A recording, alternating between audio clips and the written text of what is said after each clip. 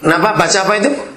Itu yang bahasa baru ya. Itu ada Alkitab bahasa Indonesia yang sudah diganti. Ya, bacakan. Aku akan mencari yang hilang, dan aku akan membawa pulang yang sesat, dan aku akan membalut yang terluka, dan aku akan menguatkan yang lemah. Namun aku akan menghancurkan yang lemah dan yang kuat. Ya. Aku akan mengembalakan mereka dengan kayu. Ya, bahasa Inggrisnya tolong baca. Kalimat yang itu aja, bagian terakhir aja. The strong and the fat. But the slick and the strong are destroyed. Nah, I will destroy. Saudara bisa bayangkan betapa salahnya. Saudara, yang menyebabkan ini karena pola pikir kita. Ada banyak hal-hal yang perlu diganti dalam bahasa Indonesia ini. Itu sebabnya, saudara, kalau pikiran kita tidak diperbarui, tidak diubahkan menjadi pikiran Kristus, maka kekristenan kita tidak akan jadi Kristen yang benar. Saya akan ajak saudara berpikir begini.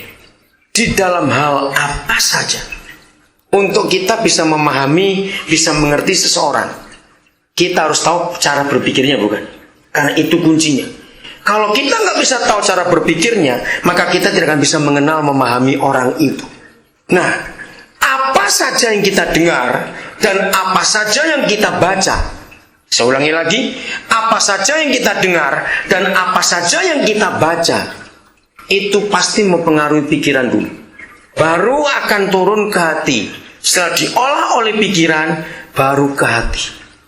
Bagaimana kita bisa mengerti pikiran Bapa kita di surga? Karena kita harus jadi dewasa dalam pemikiran kita. Caranya cuma satu.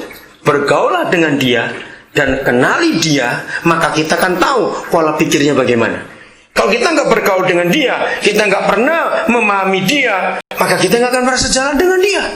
Kita harus tahu bahwa betapa banyaknya kesalahan yang kita buat, tapi kita anggap itu benar karena pola pikir ini tadi.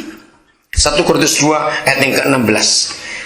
Kalau semua gereja Tuhan, anak-anak Tuhan sudah sampai ke taraf ini, nggak ada masalah dalam hidup kekristenan kita, tidak akan ada masalah. Ayo kita baca sama-sama ya, 1 Korintus 2 ayat yang ke-16. Roh Kudus, kiranya Engkau menolong kami sampai menemukan kebenaran ini dalam hidup kami. Udah, kita baca sama-sama. 1, 2, 3. Sebab siapakah yang mengetahui pikiran Yahweh sehingga ia dapat menasihati dia? Tetapi kami memiliki apa?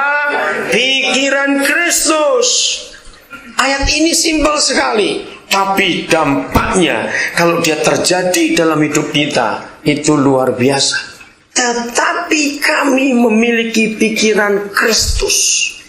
Semua anak-anak Bapa di surga harus memiliki pikiran Kristus. Baru kita bisa sejalan dengan dia. Saya akan berikan ilustrasi kepada saudara. Mengapa sampai hari ini masih begitu banyak di antara kita anak-anak Tuhan ini hidupnya sulit mengerti kehendak Tuhan? Kenapa? Simpel sebenarnya. Mari saya berikan contoh ini.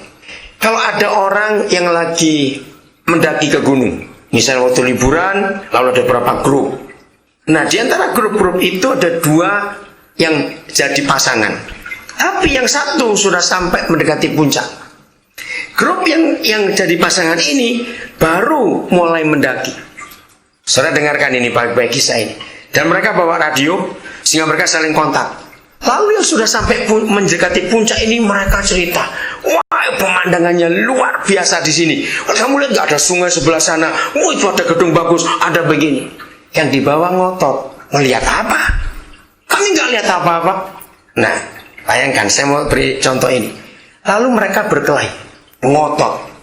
Saya mau tanya kepada saudara, waktu mereka membantah, mereka ini salah atau benar? Nggak usah ragu, mereka ini salah atau benar? Benar, nggak salah.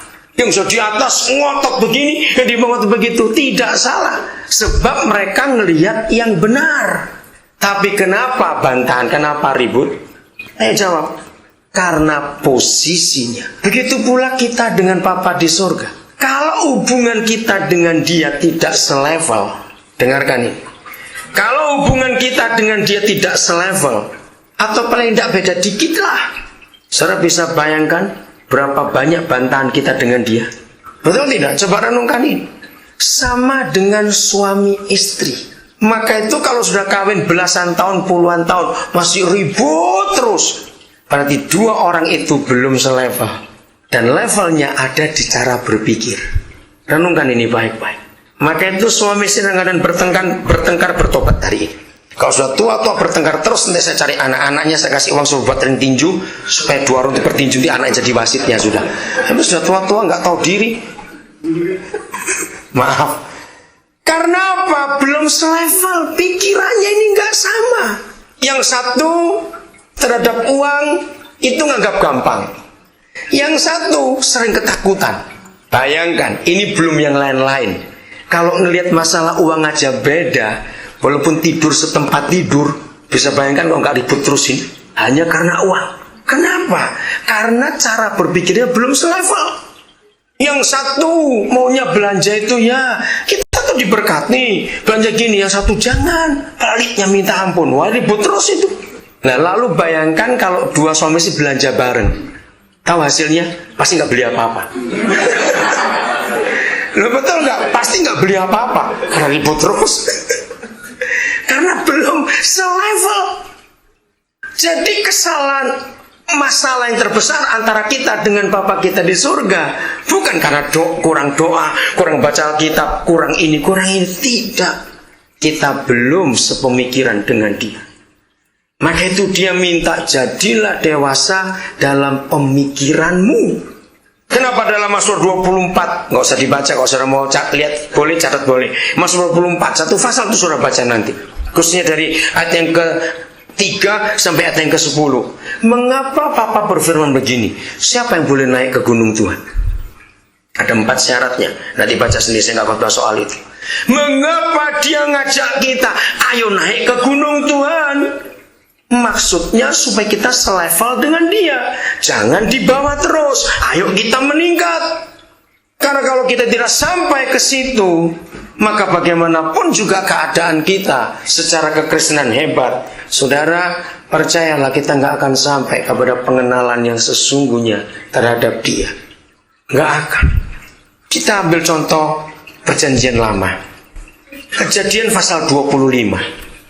Inilah satu keluarga yang pola pikirnya belum sehati. Padahal ini keluarga anak perjanjian loh, saudara. Keluarga Ishak. Bayangkan, kurang apa seharusnya? Karena dia langsung dapat kenal Bapa di surga lewat bapaknya, yaitu Abraham. Tapi ribut. Saya baca ayat 19. Inilah riwayat keturunan Ishak, anak Abraham. Abraham memperanakan Ishak, dan Ishak berumur 40 tahun ketika Ribka, anak Betuel orang Aram dari Padan Aram, saudara perempuan Laban, orang Aram itu diambil menjadi istrinya. Baik yang kecil-kecil minta kawin bertobat. Ini saya berumur 40, Ishak kawin. Oh, nggak ada yang ngamen. Iya. Tapi yang perempuan gimana? Nggak apa-apa. Nenek Sarah masih bisa ambil umur 90. Udah, gitu aja imannya. Ngapain pusing-pusing? Oke. Loh, itu kan cara berpikir Bapak. Maka itu berumur 20-an minta kawin, tobat kamu. Iya, nanti akhirnya mamanya lebih lucu dari anaknya. Lebih kecil-kecil sudah minta kawin. Enggak lucu itu kalau mamanya lebih lucu dari anaknya. Lagi serius, semua karena pola pikir kita. Kalau pola pikir kita selevel dengan pola pikir Bapak kita, waduh, hidup Kristen itu jadi indah. Saya ulangi, ayat 21. Berdoalah Ishak kepada Yahweh untuk istrinya, sebab istrinya itu mandul. Yahweh mengabulkan doanya, sehingga Ribka istrinya itu mengandung. Tetapi anak-anaknya bertolak-tolakan di dalam rahimnya. Dan ia berkata, jadi menderita waktu Ribka ini mengandung. Zaman itu belum ada USG, jadi nggak tahu ini anak kenapa main bola dalam perut ini. Si Ribka betul-betul ngalami penderitaan yang luar biasa. 2 minggu ini kami jalan dengan 2 keluarga. Nah, satu keluarga itu istri baru hamil anak ketiga, kandungan sudah 7 bulan lebih. Nah, terus dia cerita satu hari, dia sampai kaget. Demi kenapa? Bayinya itu nendang pas kena diagramnya ini. Sakitnya luar biasa.